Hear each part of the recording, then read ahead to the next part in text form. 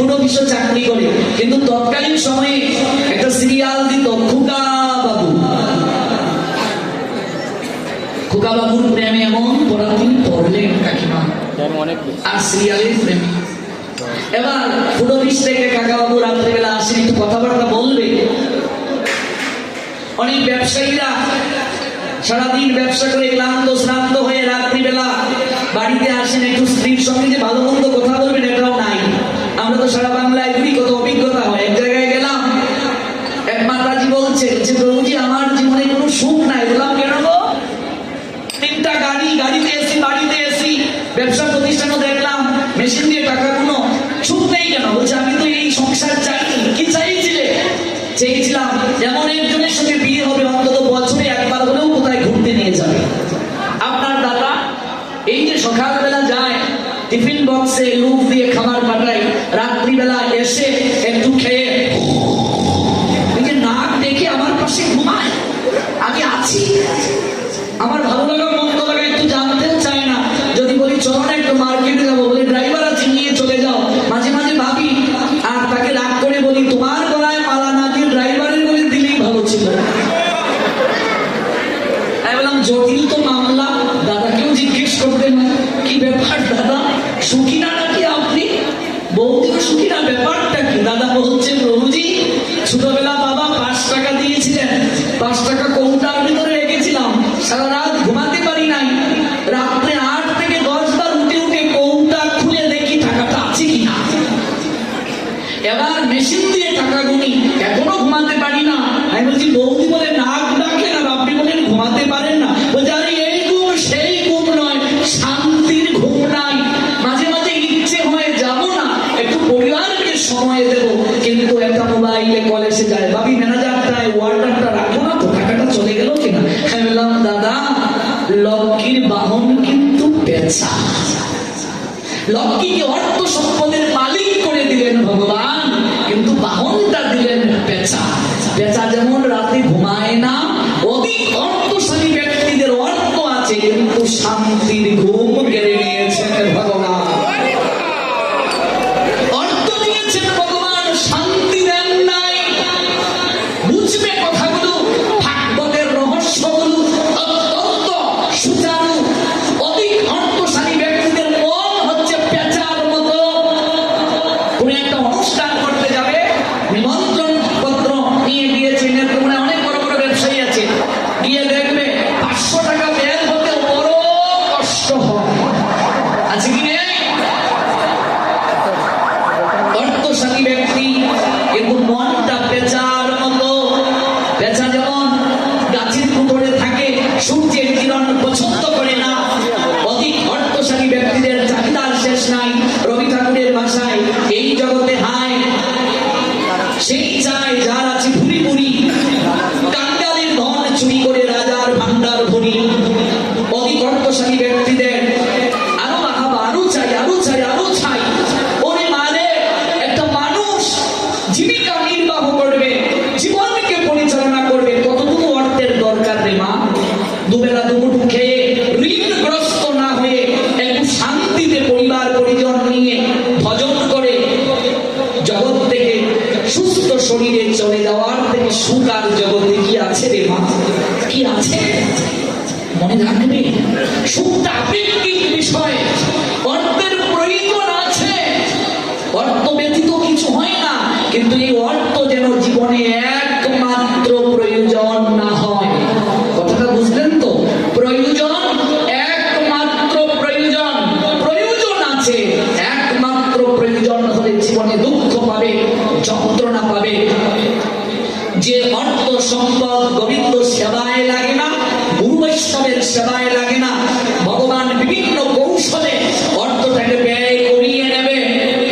একটা ভাগবত পাঠে গুরু বৈষ্ণবের সেবা দিতে আমরা অর্থ দিতে কৃপণতা করি। ভগবান বিভিন্ন মাধ্যমে অ্যাক্সিডেন্ট দেবেন, সন্তানাদির রূপ ব্যাধি দেবেন, সংসারে ঝামেলা দিয়ে অর্থটা ব্যয় করিয়ে নেবেন। কারণ ভাগবত সিদ্ধান্ত দিলেন 4 ভাগের 1 ভাগ ভগবানের সেবার অংশ যদি নিজে খেয়ে নাও, তুমি গরিব হবে। গরিব শুধু অর্থ দিক থেকে গরিব নয়, শরীরগত দিক থেকে গরিব, মনোগত দিক থেকে গরিব। সুদামা বিপ্র এত গরিব কেন? কারণ ভগবানের প্রদত্ত জিনিসটা তিনি ভগবানকে না দিয়ে নিজে খেয়েছিলেন। গুরু আশ্রমে গুরুমা লাড্ডু দিয়ে দিয়েছেন, গোপালের লাড্ডুটা গোপালকে না দিয়ে নিজেই খেয়ে নিলেন। ভগবানের প্রদত্ত জিনিস নিজে খেয়ে নিলেন। এই সুদামা যখন উত্তরীয়র পুতলির মাঝে তন্ডুল দিয়ে তার স্ত্রী ভিক্ষার তন্ডুল দিয়ে ভেজে নাড়ু করে দিয়েছিলেন, ওই নাড়ুটা যখন পুতলি থেকে খুলে গোবিন্দ কেড়ে খেয়েছিলেন, তখন সঙ্গে সঙ্গে সুদামার জীর্ণ কুটির গিয়ে অট্টালিকা হয়ে গিয়েছিল। ভাগবতে দেখবেন ভগবানের প্রদত্ত সম্পদ যারা ভগবানের জন্য ব্যয় করে না, ভাগবত একটা পরিসংখ্যান দিলেন, আপনার ইনকাম 100 হলে 25 টাকা এটা ভগবানের জন্য রাখতে হবে। এই টাকাটা দিয়ে গুরু বৈষ্ণব ভগবানের সেবা অন্তত বছরে 2 বার হলেও সাধু বৈষ্ণবকে দিনে এনে রাত্রি 3 রাত রাখতে হবে, মঙ্গল আরতি করতে হবে, সেবা করাতে হবে, নতুবা এই অর্থটা অনর্থের কারণ হবে, দুঃখের কারণ হবে, যন্ত্রণার কারণ হবে। মানুষ যে অর্থ উপার্জন করে এই অর্থের মাঝে পাপ থাকে, পাপ গৃহীত থাকে, আর পাপান্ন যদি কেউ গ্রহণ করে শরীরে মনে ব্যাধি হবে, যন্ত্রণা হবে। এই জন্য পরিবারকে মাঝে মাঝে সময় দিন, সন্তানকে সময় দিন, একটু মন্দিরে নিয়ে আসুন, একটু তীর্থে যান, ধামে যান, একটু ঘুরতে যান, জীবনকে কৃষ্ণ ভাবনায় উপভোগ করুন, জীবন আনন্দময় হয়ে যাবে। আকর্ষণটা যেন বিপরীত দিকে না হয়।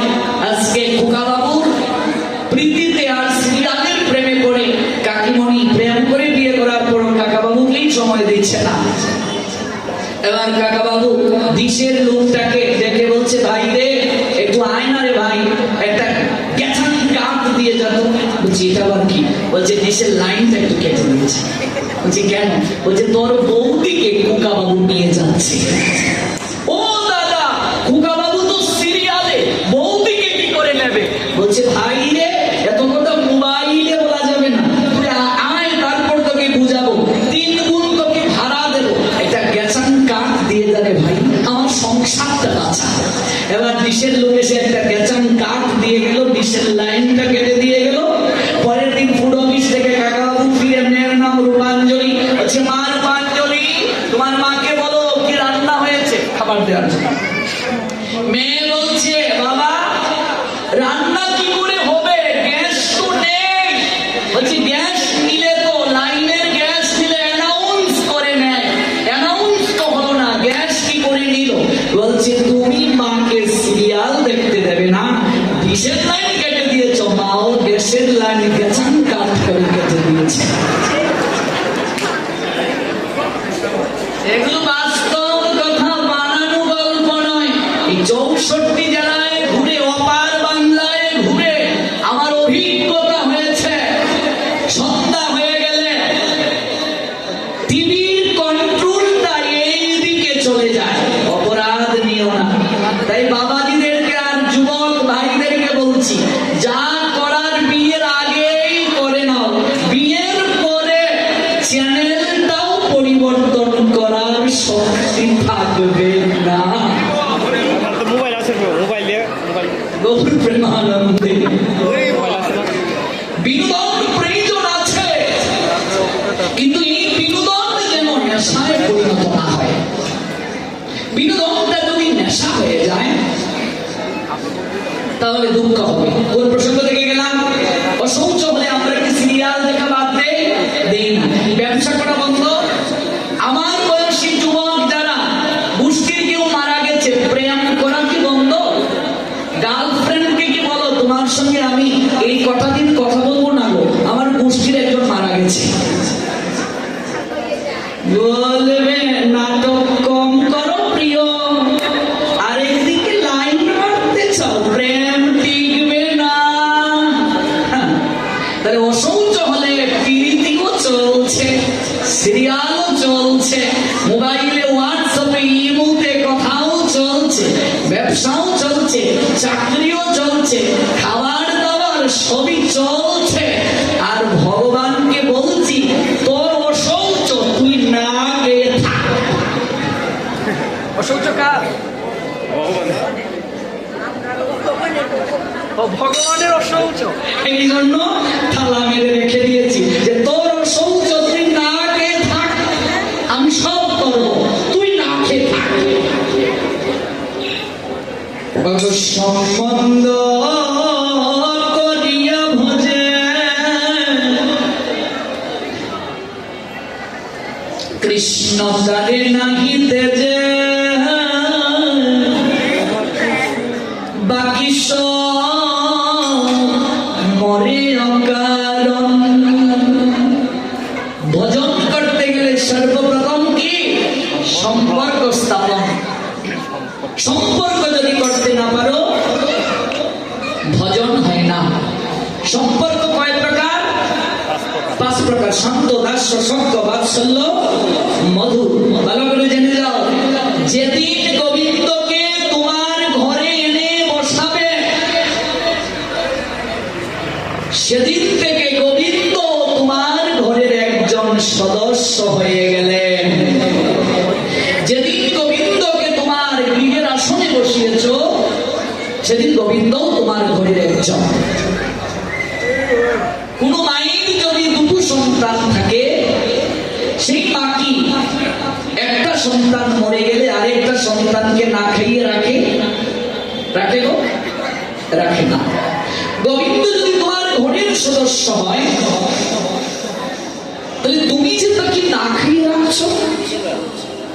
ও মা, পুত্র মরে গেলে কাঁদি, প্রেমিকা চলে গেলে কাঁদি, প্রেমের শাখা খেয়ে কাঁদি, দুঃখ পেয়ে কাঁদি, ব্যবসায় লস হয়েছে কান্না করি, স্ত্রীর বিয়োগে কাঁদি, সন্তান কত কথা বলেছে সম্মান করে নাই বলে কাঁদি। ভগবানের জন্য কান্না আসে না কেন?